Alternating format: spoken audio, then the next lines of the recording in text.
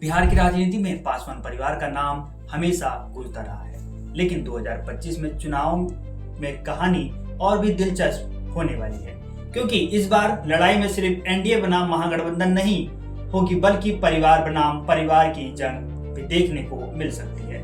नमस्कार, आप देख रहे हैं रफ्तार न्यूज और मैं अमित यादव। रामविलास पासवान के निधन के बाद परिवार दो खेमों में बढ़ गया। एक तरफ चिराग पासवान, जिनकी पार्टी लोक जनशक्ति पार्टी रामविलास पासवान, और दूसरी ओर चाचा परशुराम कुमार पासवान, जिन्होंने राष्ट्रीय लोक जनता पार्टी RLJP बनाई और महागठबंधन का हिस्सा बन गई। चिराग पासवान ने साफ कहा है कि बिहारी फर्स्ट के नारे के साथ मैदान में उतरेंगे और करीब 40 सीटों की मांग कर रहे हैं। हालांकि एनडीए शायद 20 सीटें ही दे सकती है। उनका फोकस आरा, जमुई, वैशाली और पटना की कई सीटों पर है, और जहां पासवान समाज को वोट निर्णायक होता है, वहीं पशुपति पारस को महागठबंधन में 5 से 60 सीटें मिलने की चर्चा हो रही है।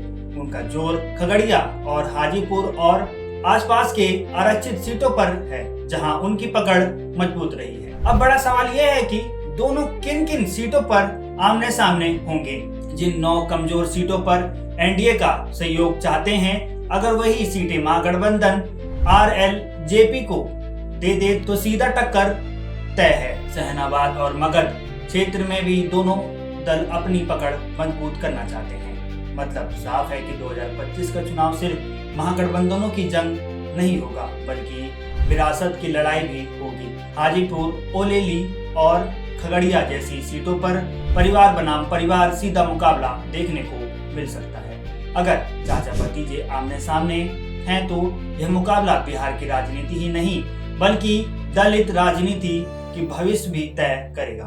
ऐसी ही जानकारी के लिए देखते रहिए रफ्तार न्यूज।